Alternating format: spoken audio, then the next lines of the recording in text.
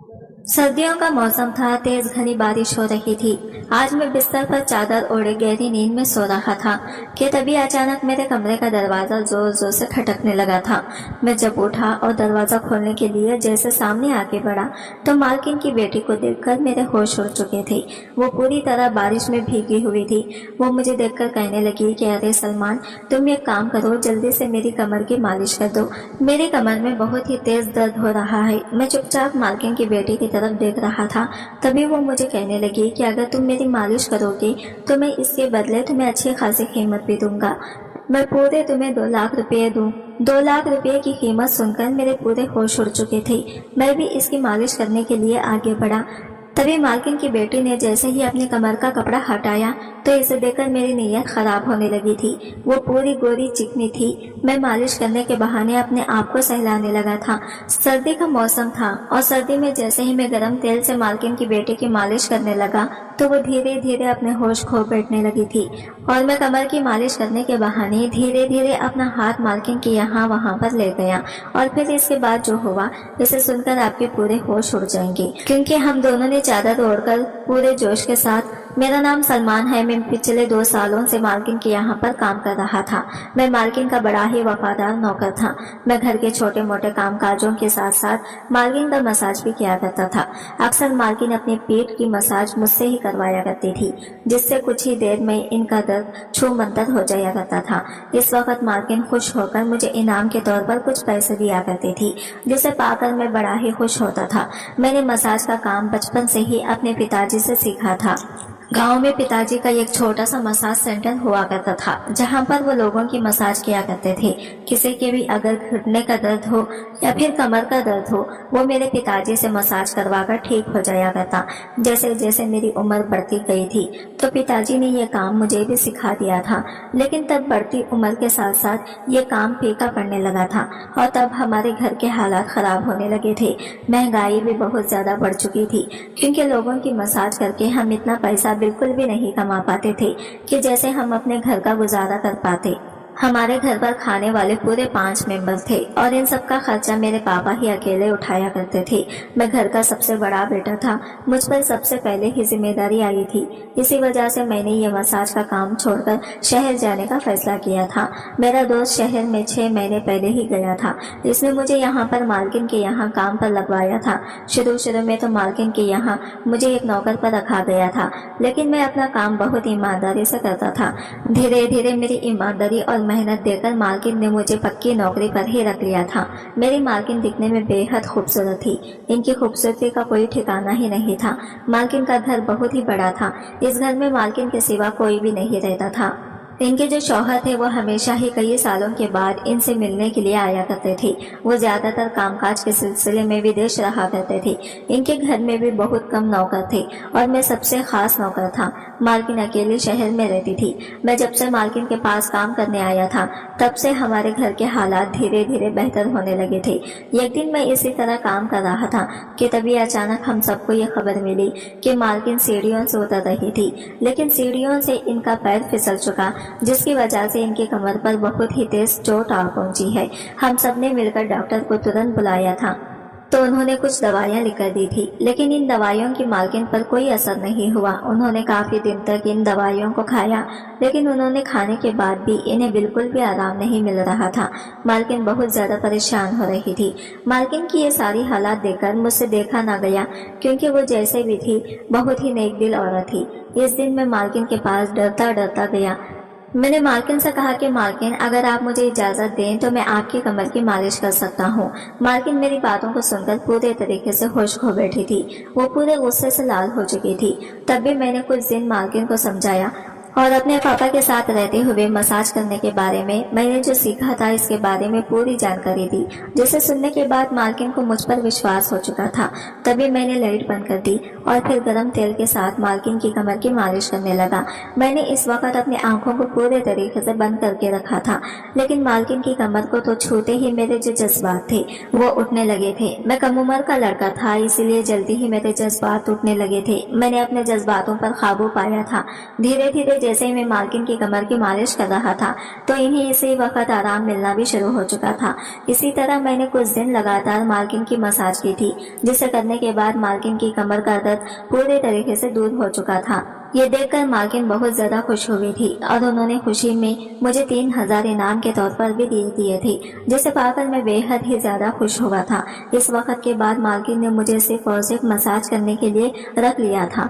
उन्होंने मुझसे घर के कामकाज करवाने भी बंद करवा दिए थे, लेकिन मैं फिर भी खुशी खुशी मालकिन का काम करता था। और उन्होंने अपने बंगले के पीछे वाली साइड में जो कुछ कमरा खाली पड़े थे, इनमें से वो कमरा मुझे रहने के लिए दे दिया था। मैं भी अब आराम से वहाँ रह सकता था। जब भी मालकिन को पीठ की मालिश करवानी होती या फिर कोई भी चीज का दर्द होता तो मैं इनकी खिदमत करने के लिए जाया करता था। मालकिन मुझसे बेहद ही खुश थी क्योंकि मैं मालकिन का बड़ा ही वफादार हो चुका था। इसी तरह दिन बीत रहे थे कि तभी एक दिन हम सबको ये खबर मिली कि मालकिन की जो बेटी थी, जो अभी 18 साल की हो चुकी है, वो वापस मालकिन के पास रहने के लिए आने वाली है। और इसके आने की खुशी में घर को पूरे तरीके से फूलों से सजाया गया था क्योंकि वो कई सालों बाद मालकिन के पास वापस आने वाली थी। मैंने आज तक मालकिन की बेटी को बिल्कुल भी नहीं देखा था, लेकिन मैंने सुना था कि मालकिन की बेटी अपनी माँ से भी ज्यादा बहुत ही खूबसूरत थी और इसे पढ़ने के लिए बोर्डिंग स्कूल में भेजा गया था। फिर जैसे ही शाम का वक्त हुआ, मालकिन की बेटी घर वापस आ चुकी थी। इसे देखकर मालकिन बहुत ही खुश थी। जब मैंने इसे पहली नजर देखा तो इसे देखकर मैं फिदा हो चुका था। मुझे पहली बार किसी लड़के से मोहब्बत हो चुकी थी, लेकिन मैं अब बिल्कुल भी किसी से जाहिर नहीं कर सकता था क्योंकि मैं घर का सिर्फ एक नौकर था और नौकर की हैसियत मालकिन के सामने क्या होती है वो आप लोगों बेहतर तरीके से जानते हो। मैं इसी तरह अपनी जिंदगी काट रहा था।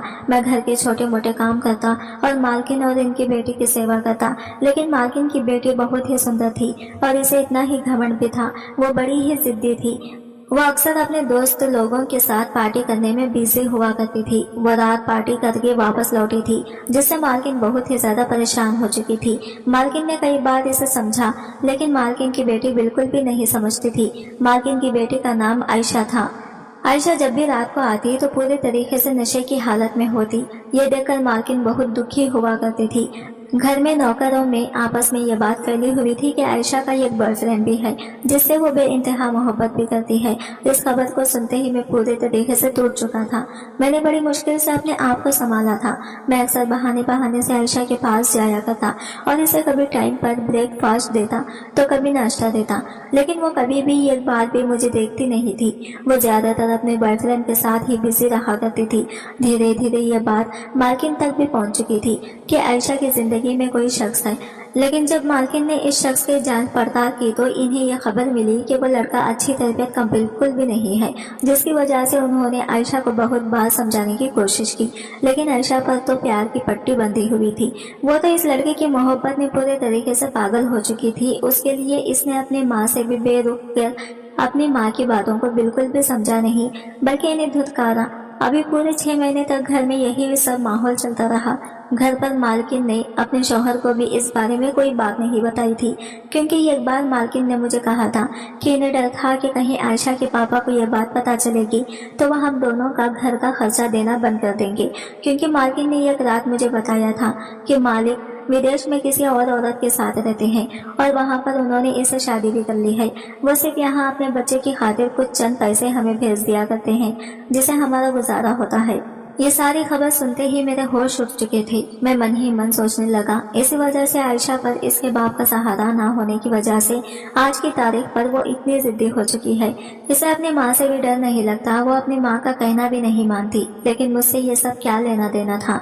मैं तो सिर्फ एक नौकर था और इस हैसियत से ही घर पर अपना गुजारा करता था। महीने के जो पैसे आते थे वो अपने में परिवार में भेज देता था, जिससे मेरे घर के हालात पूरे तरीके से बेहतर हो चुके थे। अब यूं ही चलते चलते मुझे पूरा 1 साल बीत चुका था।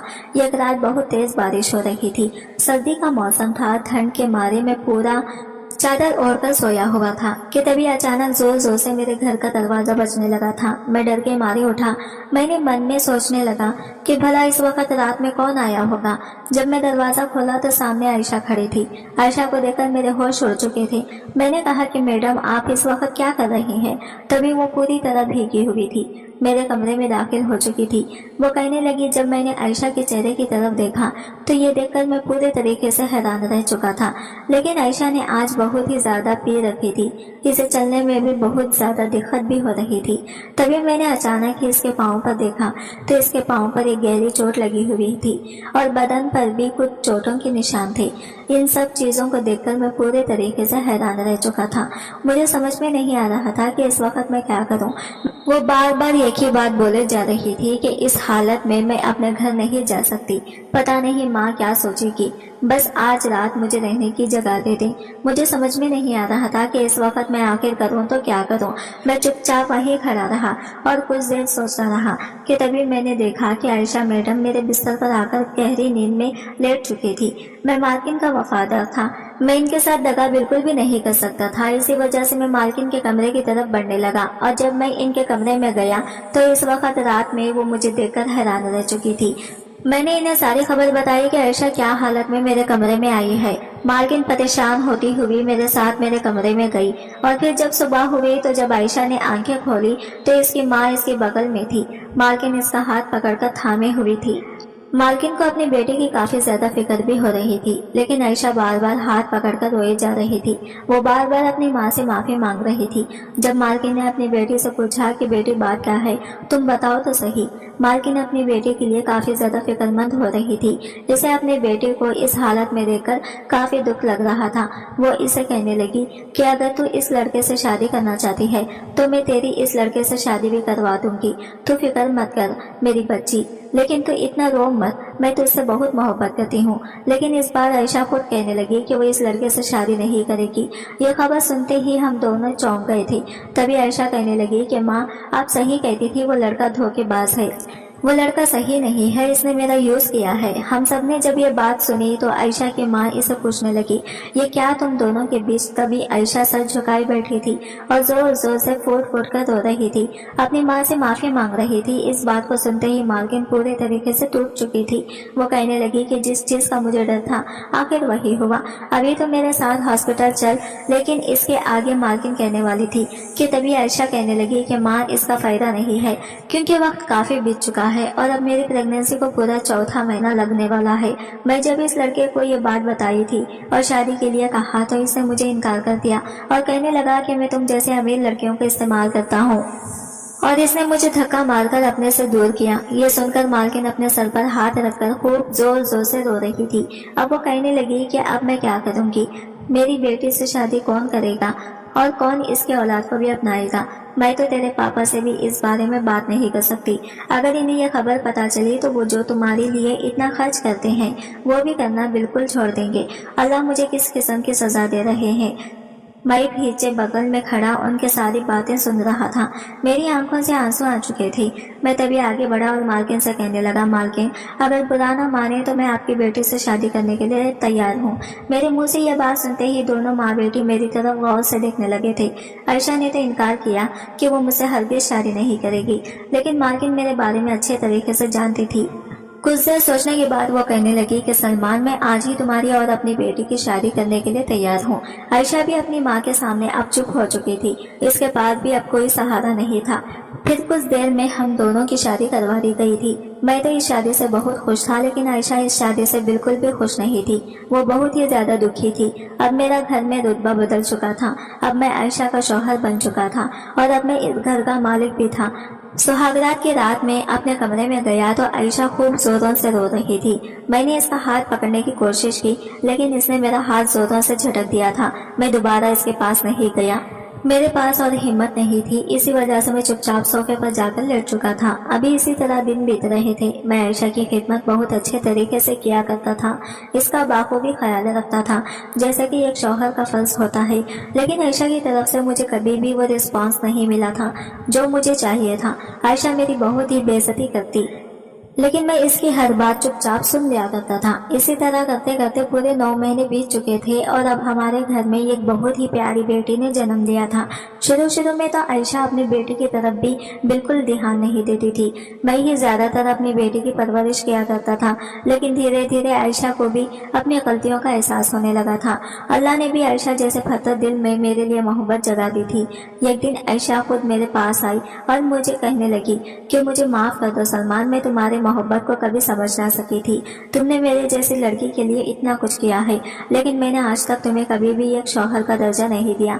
मैं तुम्हारी हमेशा ही बेइज्जती किया करती थी, तुम्हें ठुकराया करती थी, लेकिन फिर भी तुमने आगे से मेरे लिए कुछ भी नहीं बोला।